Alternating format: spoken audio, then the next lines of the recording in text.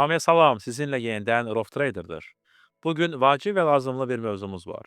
Tələb və təklif ticarəti. Biz dəstək və müqaviməti necə qurmağı araşdıracağıq. Onların düzgün qurulması gəlir əldə etməyə imkan verir. İnvestisiya və trading mənbələrindən dəstək və müqavimət qiymətin döndüyü sahə kimi izah olunur. Gəlin qrafiklara baxaq. Onların üzərində çoxlu sayda dəstək və müqavimət qurmaq olur. Çünki qiymət daim dönür. Bugün mən sizə dəstək və müqavimətin niyə işlədiyini, ideyasını və onları necə düzgün qurmağı izah edəcəyəm. Həmçinin bu alqoritmin əks tərəfini, yəni dəstək və müqaviməti niyə məhz bugün öyrənəcəyimiz şəkildə qurmağın vacib olduğunu öyrənəcəksiniz. Qabağa qaçaraq deyim ki, siz qrafikdə iri kapital tapa biləcək və onun ardınca gedə biləcəksiniz. Bazarı məhz iri pullar hərəkətə gətirir. Biz, sadə traderlər, qiymətə hiss olunacaq dərəcədə təsir etmək imkanına malik deyilik. Lakin iri kapitalın buna gücü çatır. Gəlin əvvəlcə özümüz üçün iri pullar konsepsiyasını anlayaq. Burada problem nədir? İri pullar dərhal mövqeyə girib oradan çıxa bilməzlər. Təsəvvür edin ki, bazara gəlmisinizsə çoxlu alma, məsələn 500 kiloqram almaq lazımdır. Siz bunu bir dəfəyə edə bilməyəcəksiniz və çoxlu alma olan müəyyən bir yerə getməli ya da bir daha razılaşmalı olacaqsınız. Hər şeyi dərhal etmək mümkün olmayacaq. Tradingdə hər şey eynidir. Əgər Tesla kimi ağır çəkirlərdən danışırıqsa, iri pullar Tesla səhmlərinə dərhal mövqe tuta bilməz və eyni şəkildə dərhal oradan çıxa bilməzlər. Onları qrafikdə mütləq iz buraxacaqlar. Bu, kiçik bir tərəddüd şəklində özünü göstərəcək. Bu, bazarın əhəmiyyətli iştirakçısı tərəfindən iri sifariş qoyulduqda baş verir və bazar onun ətrafında şərtlənir. Çünki daha irəli və yuxarı gedə bilmir. Bundan sonra dönüş və ya kəskin eniş baş verir. Bizim halımızda eniş, lakin artım zamanı güzgü effekti ola bilər. Bunu ona görə baş verir ki, bazara kəskin və eyni vaxtda bir mövqe üzrə böyük miqdarda kapital daxil olur. İri iştirakçı tərəfindən bir mövqeyə sürətli kapital axını bazarın boğulmasına gətirib çıxarır. O, belə bir təklifi dərhal mənimsəməyə bilmir. Beləliklə, axtarmalı olduğumuz ilk şey kəskin hərəkətdir. Artım dövründən sonra bazar kəskin şəkildə düşdükdə, biz dəstək və ya müqavimət səviyyələrini axtara bilərik. Eyni şəkildə, bazar zəifləməyə başlayanda da biz indiki halda müqavimət axtara bilərik. Buna baxmayaraq, əhəmiyyətli bir hərəkətin olması daha yaxşıdır. Niyə? Çünki ardınca kəskin eniş gələn böyük hərəkət, iri iştirakçının orada olduğunu izi ola bilər. Ola bilsin ki, iri iştirakçı mövqedən kəskin şəkildə çıxıb. Bu, onda vacib olan məlumatlar olduğunu işarə edə bilər. Məsələn, onun portfelində Tesla səhmləri 20% təşkil edir və onların dəyəri 1,5 milyard dollardan 3 milyard dollara qədər artıb. O zaman balansı qorumaq üçün o portfelindəki bu səhmlərin sayını azaltmaq qərarına gələ bilər. Bunun üçün o, ehtimal ki, bu mövqeyi kəskin şəkildə satmaq qərar verəcək. Qrafikdə siz əhəmiyyətli bir eniş görəcəksiniz. Nəticədə, ehtimal edirik ki, Tesla səhmlərinin qiyməti yenidən bu həddə çatdıqda, həmin iri bazar iştirakçısı yəqin ki, yenidən təxmini eyni miqdarda səhm satacaq. Bu, onun portfelində müəyyən nisbəti qorumaq üçün lazım ola bilər. Portfel meneceri belə hərəkət edir. Həmçinin mümkündür ki, burada hansısa insider məlumatı rol oynasın. Nəticə etibarilə iri bazar iştirakçısı aktivi kəskin şəkildə satmaq qərar verir. Bu səbəblərdən biridir. Aqressiv sifarişlər. Aqressiv sifarişlər təkrarlanmağa meyillidirlər. Həmçinin pasiv sifarişlər də mövcuddur. Tutaq ki, iri bazar iştirakçısı elə həmin Tesla səhmlərinə böyük limit orderi yerləşdirir. Bazar yüksələrkən bu iştirakçı yenə də yeni layihə işə salınması barədə insider məlumatı alır və ya vəsait çatışmamazlığı səbəbindən layihənin dayandırılması barədə. O nə edəcək? O, burada öz böyük limit orderini yerləşdirəcək. Bazar yenidən bu böyük sifarişə yaxınlaşır və geri sıçrayır. Çünki iri iştirakçı bazarda bütün tələbi satın alıb. Qiymət əks istiqamətə düşür. Bizim gözləntilərimiz necə olacaq? Biz ehtimal edirik ki, onun reallaşmamış mövqeyi qalıb. Məsələn, onun burada 100 milyonluq mövqeyi var idi, bazara yaxınlaşdı, bu mövqenin bir hissəsi icra etdi. Yenidən bu sahəyə yaxınlaşdı və onun 60 milyonu qalıb. Bu mövqe elə də açıq olduğu üçün bazara təsir etməyə davam edir və nəticədə bazar düşəcək. Bu kontekstdə daha bir nüans vacibdir. Pasiv sifarişlər bazarda çox uzun müddət qalır. Beləliklə, dəstək və müqavimət keçmişdə qiymətin kəskin şəkildə döndüyü yerdir. Bu, iri pulların aqressiv ticarəti və böyük həcmli iri mövqelərin mövcudluğu səbəbindən baş verir. İndi konkret məsələlərə keçək. Biz dəstək və müqaviməti necə axtara bilərik? Birincisi, qiymətin bir istiqamətdə minimum 3-5 böyük şam əmələ gətirdiyi yeri axtarmalıyıq. İkincisi, impulsdan əvvəlki şam elə dəstək və müqavimətdir. Əvvəlki nümunəyə qayıdaq. İdeal halda bu belə görünməlidir. Bazar müəyyən bir sahəyə yaxınlaşır və sonra böyük şamlarla kəskin şəkildə düşür, yaxud böyük şamlarla kəskin şəkildə yüksəlir. Bizə hansısa kiçik şamlar yaramır. Bazar rəvan şəkildə böyüyəndə biz kapitalı görməliyik. Bazar həqiqətən də kəskin şəkildə uçmalı ya da kəskin şəkildə düşməlidir. Biz bazarlarda pul olduğunu görməliyik. Yalnız bu, tələb və təklifin göstəricisi ola bilər və sübut edə bilər ki, burada həqiqətən axtardığımız dəstək və müqavimət baş verəcək. İdeal halda bizə strukturun qırılması lazımdır. Bu o deməkdir ki, yüksələn bazarda hər sonraki minimum və maksimum artır. Sonra isə yenə minimum formalaşması və qırılma, yəni keçid baş verir. Yəni bizdə strukturun qırılması baş verir. Bu, burada həqiqətən ciddi kapitalın olduğunu göstəricisidir. Əlbəttə, belə imkan həmişə olmayacaq. Buna baxmayaraq, əgər belə nöqtələri axtarmaq imkanımız varsa, bunu çox keyfiyyətli siqnal hesab etmək olar. Daha sonra mən tarixçə üzərində nümunələr göstərəcəyəm. Mən elə etdim ki, bunun necə işlədiyini anlamağa imkan verən həqiqətən əhəmiyyətli nümunələri göstərim. Budur, 1 saatlıq periodda Bitcoin nümunəsi var. Bu, istənilən zaman intervalında işləyir. Time frame nə qədər yüksək olsa, bir o qədər yaxşıdır. Görürük ki, bazar kəskin şəkildə aşağı düşüb. Bu, birincisi strukturun dəyişməsi səbəb olub. Burada minimumumuz var idi. İndi yeni minimum əvvəlkindən aşağı oldu. İkincisi, bu ardıcıl 3 şamla baş verdi. 1, 2 və 3. Üçüncüsü, bu şamlar çox böyük idi. Əgər bu NHP-də kiçik şamlar olsaydı, biz bunu nəzərə almazdıq. Arzulanır ki, burada tam şamlar olsun. İmpulsdan əvvəl şam dəstək və müqavimət olacaq. Bizim halımızda bu müqavimətdir. Və biz qiymətin yenidən sahəyə necə yaxınlaşdığını və eyni şəkildə geri döndüyünü görürük. Aydındır ki, həmişə belə gözəl nümunələr olmayacaq. Amma bu çox əyanidir. Bir daha təkrar edirəm. Qiymətin bir istiqamətdə minimum 3-5 böyük şam əmələ gətirdiyi yeri axtarın. İmpulsdan əvvəl şam elə dəstək müqavimətdir. İdeal halda bizə strukturun qırılması lazımdır. Bu həmişə olmayacaq.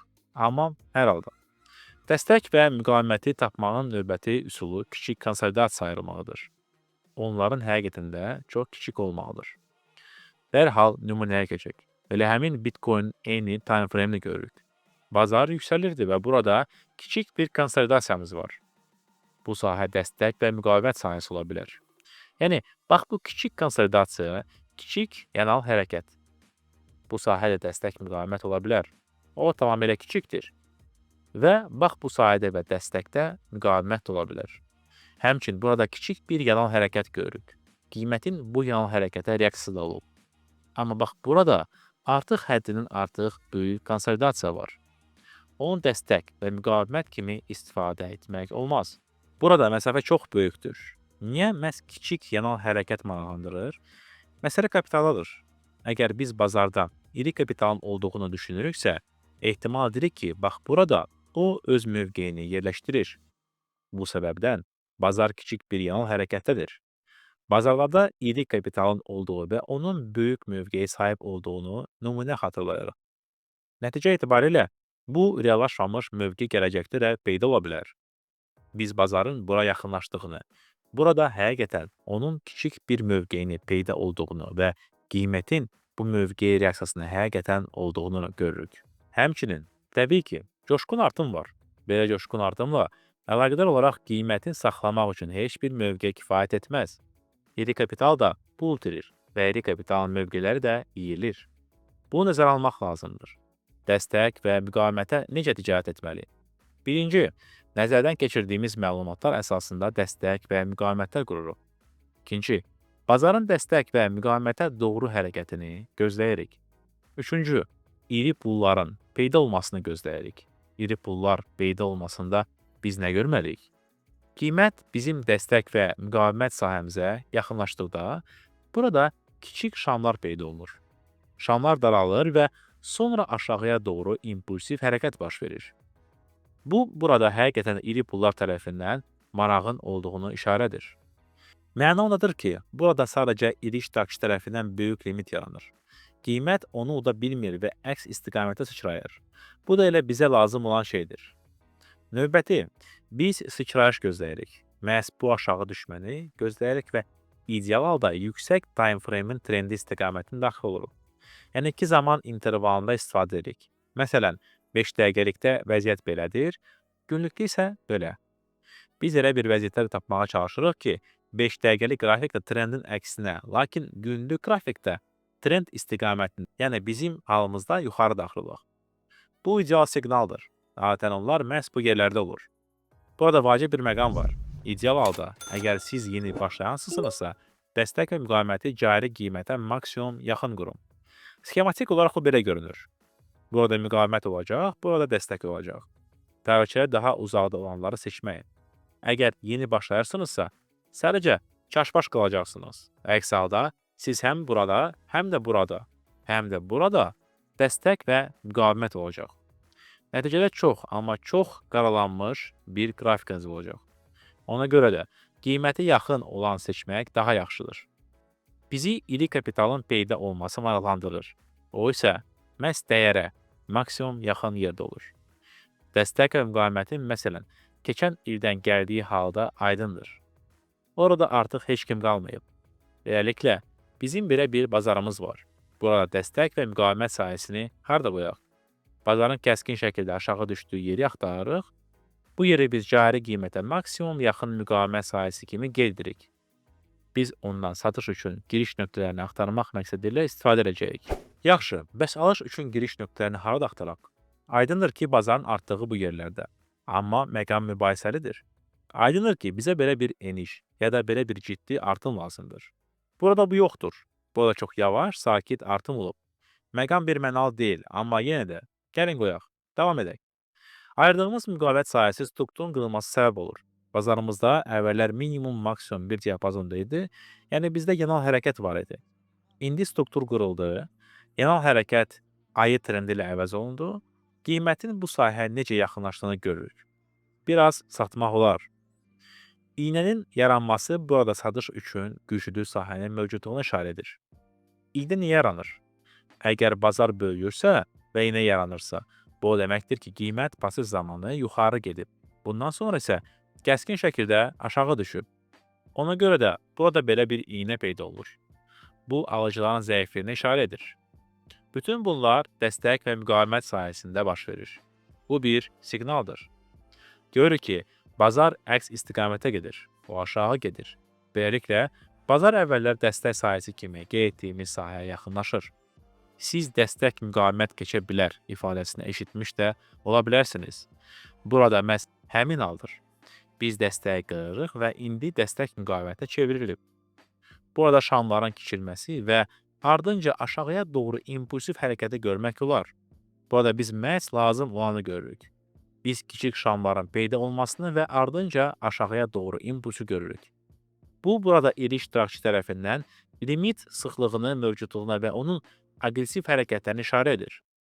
Bazarın iş prinsipi belədir. O məhz belə işləyir. Kapitallar da belə işləyir. Beləliklə, bazar aşağı getdi, indi mən bunu necə edirəm? Mən dəstək və müqaviməti necə qurmağı, strukturun qırılması və s. danışdım. Mən bazarın kəskin şəkildə bir və digər tərəfə getdiyini yerləri axtarıram.